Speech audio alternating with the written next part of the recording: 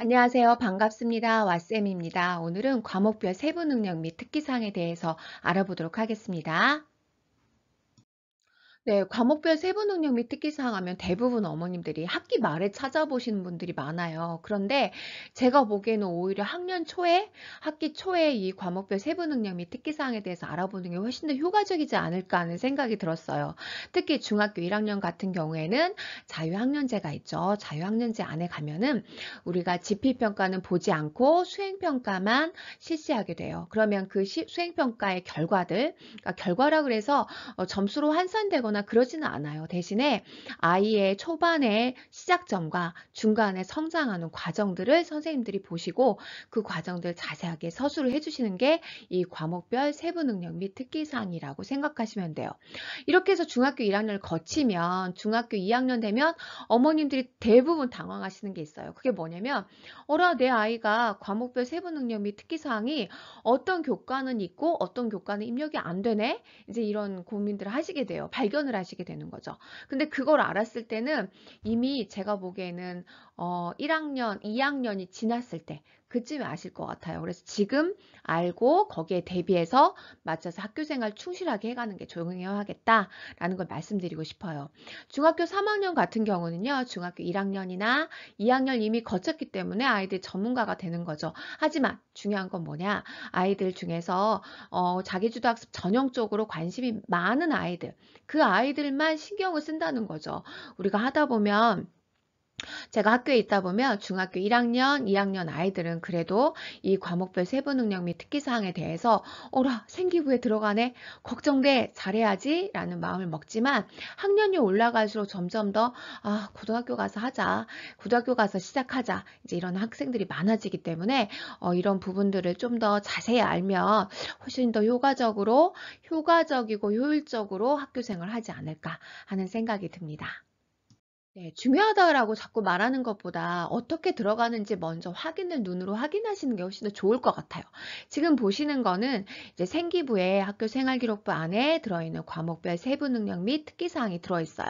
먼저 과목별 세부 능력 및 특기사항은 두 가지 부분으로 들어가거든요. 이제 교양 교과도 들어가네요. 이제 세 군데로 들어가겠지만 여기에서 과목, 이제 우리가 국어, 영어, 뭐 수학 이런 교과들 그리고 아래쪽에 있는 체육, 음악 그러니까 예술 계통, 그다음 체육 이런 교과들이 들어가고요. 아래쪽에 교양 교과도 들어가게 되는데 제가 화면이 너무 작을까봐 아랫부분은 보이지는 않을 거예요. 하지만 세부 능력 및 특기 사항은 중학교 1학년, 2학년, 3학년 이렇게 다 이 부분 분야별로 적을 수 있다. 이렇게 보여드리겠습니다. 자, 그럼 과목별 세부 능력은 도대체 누가 입력하냐? 교과 선생님들이 입력하십니다. 그러니까 중학교는 초등학교하고 다른 점이죠.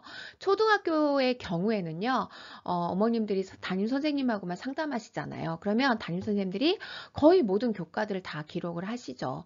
대신에 이제 뭐 교과만 담당하시는 분들이 교과 전담 선생님들이 있으시기는 하지만 그런 부분들이 많지는 않아요. 그런데 중학교는 모든 교과가 다 각자 자기의 전문성을 가지고 이렇게 기록을 해주신다는 거죠. 그리고 학기별로 입력이 가능해요. 그래서 어떤 선생님은 1학기 끝나고 한 번, 2학기 끝나고 한 번 이렇게 입력해 주시기도 하고요. 아니면 어떤 선생님은 1년 동안 통틀어서 입력해 주시기도 해요. 그건 선생님들이 하시고 싶은 그 방향으로 잡고 가시는 거거든요.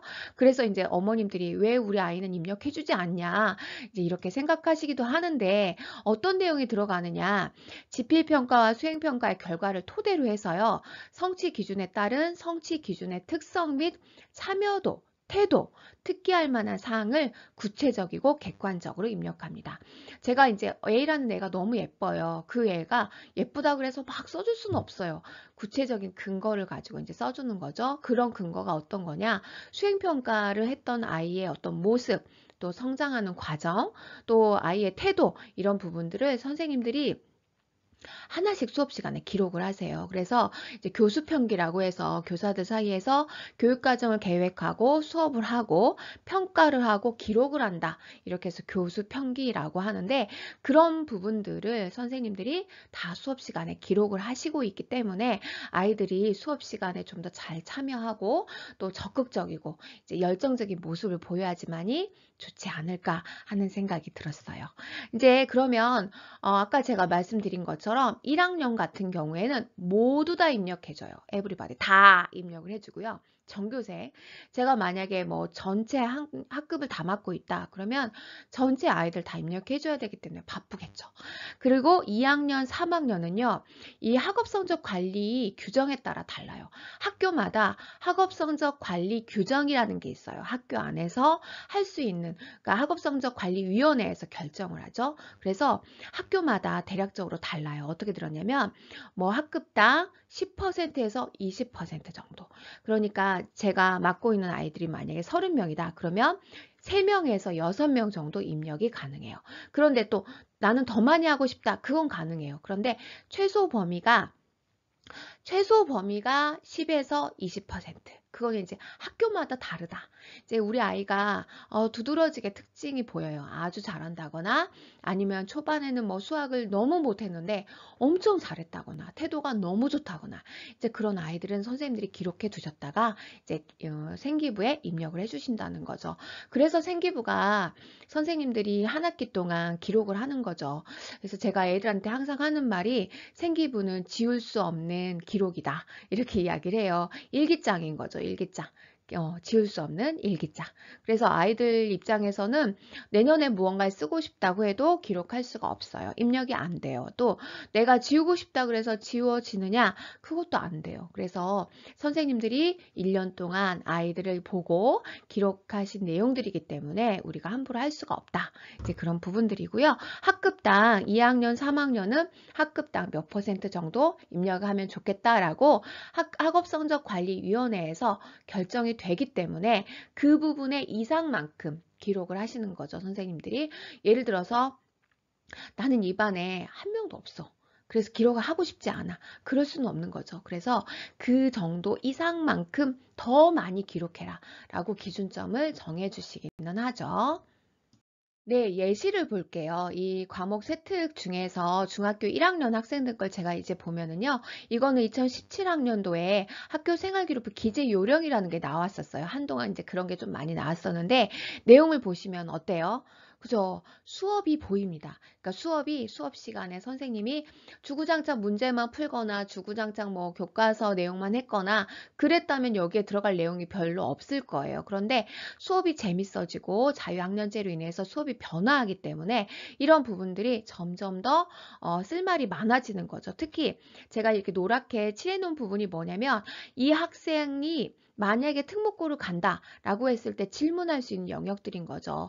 어떤 아이디어를 제공했냐, 아니면 나의 인생 시계 그리기를 어떻게 했느냐, 이제 이런 질문을 할 수 있는 거죠. 또 어떤 거냐면 모두모를 존중하고 배려하며 또 도형으로 자신의 심리를 수학 일기에 표현하고 정리함. 이건 어떤 거죠? 맞아요. 그러니까 그 아이가 수학 시간에 어떤 모습을 보였고 어떻게 성장했고 또 어떤 활동을 했는지 이런 게 생기부 안에 두드러지게 나타낼 수 있는 거죠. 누가 써주는 거냐면요. 교과 선생님들이 써주시는 거예요. 만약에 교과가 10명이에요. 그런데 중학교 1학년 같은 경우는 10명이 다 써주겠죠. 그런데 중학교 2학년, 3학년은 어떤 교과는 내가 좋은 태도를 보여가지고 선생님들이 기록을 해줄 수도 있고 어떤 교과는 기록을 못 받을 수도 있어요. 하지만 만약에 운이 좋아서 모든 교과 선생님들이 다 기록을 해줬다고 생각해 보세요.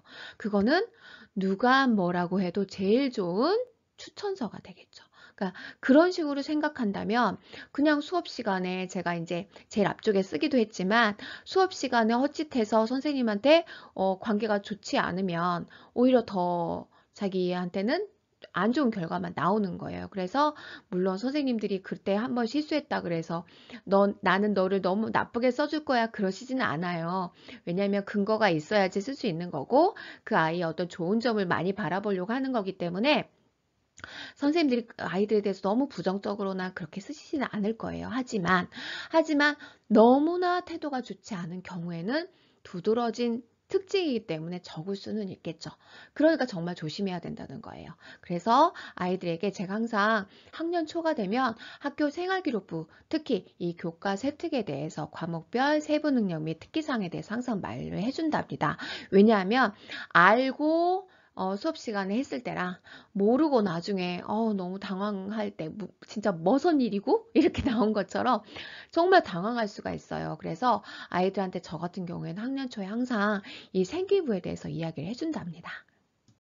네, 어머님들 중에서 이거 생기부에 들어간다니까 영재교육 한번 해볼까? 이제 아니면 영재교육 너무 좋지 않아? 이제 이렇게 해서 많이 시키시기도 해요. 근데 영재교육 정말 좋은 교육이죠. 하지만 이제 생기부에 들어가면 좋겠다라는 마음으로 접근하면 너무나 힘들다는 거예요. 제가 이제 여기다 적어놨는데 영재교육 기관을 수료한 내용은 입력이 가능해요. 하지만 중요한 거예요. 이 아래쪽에 보시면은요. 학생부의 학교생활기록부 개인별 조회 출력 옵션에서 영재 기록 사항을 제외하는 기능이 있어요. 이걸 해버리면 그러니까 상위 학교에서 이런 부분들을 제외하고 내라 라고 하면 제외가 돼요. 그래서 그 입력할 수 있는 방법이 이 골뱅이 표시를 양쪽에다 해버리면 나중에 학교에다 내고 싶어도 그 검색이 입력이 했던 내용이 보이지 않게 이제 올라가게 되거든요. 그래서 생기부 기록에 의미를 두지 않았으면 좋겠다. 대신에 영재교육원에서 했던 활동들 그걸 잘 기록해 두셨다가 혹시라도 이 자기주도학습 전형으로 아이들이 뭐 특목고를 가겠다, 영재학교를 가겠다, 뭐 이런 경우에는 포트폴리오로 남겨둔다면 그런 내용들이 그래도 좋은 소재로 남을 수 있지 않을까 하는 싶고요. 대부분의 아이들이 그때 연구했던 내용들이 생각보다 많이 기억에 남아서 그 자기소개서에 많이 쓰더라고요. 그래서 생기부에 남기는 게 목표가 아니라 거기에서 의미 있는 활동을 했다. 이제 그게 저는 더 중요한 것 같다는 생각이 들었습니다. 네, 발명 교육도 이제 어떻게 되나, 이제 요즘에 저희 학교 근처에도 뭐 서비교육 지원청 관내에서도 이렇게 발명 교육 교실이 상당히 많아요. 발명 교육 센터에서 운영하는 교육과정을 수료한 학생의 교육 실적을 세부 능력 및 특기사항에 입력이 가능합니다. 하지만 중학교예요, 중학교. 발명교육 센터에서 실시한 발명 특허 기초과정을 수료함. 이런 식으로 들어가기는 해요. 들어가고, 그다음에 생기부에서 이거는 골뱅이 표시가 없기 때문에 당연히 제외되지는 않아요. 그래서 이런 부분들을 알고 가시면 내 아이가 어떻게 중학교 생활하면 좋을지 이제 이런 부분들이 눈에 보이신다는 거죠. 네, 저 같으면 이 과목별 세부분 능력 및 특기사항 관리를 위해서 이렇게 하겠어요.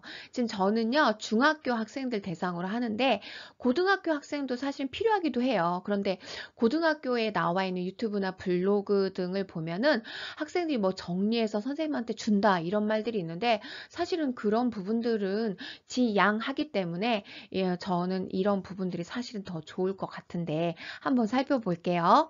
자, 선생님의 수업 기획의 의도를 파악하고 적극적으로 참여하기를 바랍니다. 그래서 수업에 대한 주제와 방법, 또 기르고자 하는 역량 등에 대해서 주의 깊게 설명을 듣는 거죠. 그건 대부분 학년 초에 또 수업 초반에 이야기를 많이 해주기 때문에 또 본인이 이미 알고 있는 것도 있어요. 하지만 이걸 명확하게 익히려고 하고 조금 부족했던 부분은 보완하면서 수업에 능동적으로 참여하는 게 좋고 그때 선생님과의 눈 마주침 그게 상당히 중요하다라고 말씀드리고 싶어요. 제가 그 학교에서 수업을 하잖아요. 그때 눈 마주쳤을 때 그 느낌은 잊을 수가 없어요. 그리고 수업 시간에 교사와의 의미 있는 소통을 두려워하지 말자. 내가 알고 있는 거, 내가 모르고 있는 거, 이걸 교사에게 질문을 할 때, 내가 이걸 질문을 한다 그래서 선생님이 나를 좀 업신여기지 않을까? 아니면 무시하지 않을까? 이런 생각을 하기도 하겠지만 절대 그러진 않아요. 모를 때는 질문하시면 좋고 너무 다른 아이들의 친구들이 나를 봐서 좀 수줍다라고 하면은 수업이 끝나고 가서 선생님께 여쭤보셔도 충분히 가능하다라고 말씀드리고 싶어요. 자, 두 번째로는 수행평가 안내지 또는 이제 평가 기준표가 나왔을 때 반드시 꼼꼼하게 살펴보는 스마트한 습관을 저는 들였으면 좋겠어요. 그래서 교사의 평가 의도가 무엇인지 거기에 다 담겨져 있기 때문에 꼼꼼하게 체크하면서 그 수행평가를 대비하는 게 좋고요. 또 무엇을 왜 어떻게 평가하고자 하는가를 생각하면서 준비하는 게 좋습니다. 자, 한 학기 또는 1년 동안 자신의 학습 결과물을 포트폴리오에 남겨서 정리하는 게 좋을 것 같아요. 왜냐하면 연말에 또 학기 말에 선생님들이 저 친구가 뭘 했던 것 같은데 내 기록이 조금 더 보완을 했으면 좋겠어요. 그런 경우에는 저 같은 경우에도 아이들한테 메시지를 보내서 지난번에 냈던 보고서 다시 한번 볼 수 있을까? 이제 이러기도 하거든요. 그러니까 학생들이 될 수 있으면 내가 했던 한 학기 동안 또 1년 동안에 했던 그 포트폴리오를 버리지 말고 좀 나름대로 깨끗하게 정리를 하고 이미지화 시켜 놓으면 훨씬 더 선생님께 어필하기가 좋지 않을까 하는 생각이 들고요.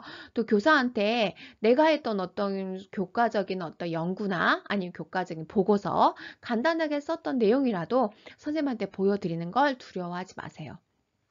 그런 내용들 하나씩 보여드리고 선생님과 피드백을 어떻게 얼마나 했느냐가 중요하기 때문에 그런 부분들은 반드시 선생님들께 보여주시면 선생님들 같은 경우에는 그런 게 기쁨이에요. 저 같은 경우는 너무 기쁘거든요. 그런 걸 자꾸 보여주시고 선생님 저 이렇게 했는데 어디가 좀 부족할까요? 아니면 어디를 더 보완해야 될까요? 이런 부분들이 충분히 서로 소통이 된다면 더 좋은 그런 포트폴리오 관리가 되지 않을까 하는 생각이 듭니다. 또 이제 선생님들께서 이거 한번 해볼 사람, 저 같은 경우에도 작년에 동영상으로 한번 수업을 진행해 볼 사람, 뭐 해볼 사람 이렇게 물어봤어요. 그런 경우에 선생님들이 그렇게 물어봤을 때는 충분히 생기부에 기록해 줄 수 있다라는 그런 의도가 담겨져 있기 때문에 포트폴리오에 기록될 수 있는 그런 계기가 될 수 있어요. 그래서 그런 것들 두려워하지 말고 선생님 제가 한번 해볼게요. 이렇게 한번 해보시는 것도 좋을 것 같습니다. 네, 제가 고등학교에 가서 아이들이 선생님 저는 중학교 때는 공부만 열심히 하고 고등학교 가서 생기부 관리할 거예요. 근데 이렇게 생각하는 학생들이 있을 거예요. 그렇지만 어머님들, 부모님들 다 아시겠지만 우리가 생기부 관리라는 게 의도를 알지 못하면 할 수가 없어요. 그렇잖아요. 우리가 학년이 다 지난 다음에 생기부를 보는 거기 때문에 그 전에 볼 수 있는 방법이 없어요. 그래서 내가 어떻게 하면 좋을 것인지 그 부분들을 미리 연습한다 생각하고 중학교 때 이 교과 세특을 한번 아이들이 선생님과 좋은 관계 속에서 적극적인 수업 참여 이런 부분들이 잘 이루어진다면 고등학교에 가서도 아이들은 또 다른 친구들보다 한 번도 관리해보지 않은 친구들보다 출발점이 더 앞서 나갈 수 있어요. 그러니까 충실하게 중학교 생활을 탄탄하게 해볼 수 있도록 부모님들께서 적극적으로 지원을 해주시고 뭐 그렇다고 생기부에 들어가니까 열심히 해! 이게 아니라 생기부에 들어갈 수 있겠다라는 생각을 한다면 더 아이들이 자극을 받고 열심히 하지 않을까 하는 생각이 들어서 말씀드렸습니다. 이상으로 왓쌤이었습니다.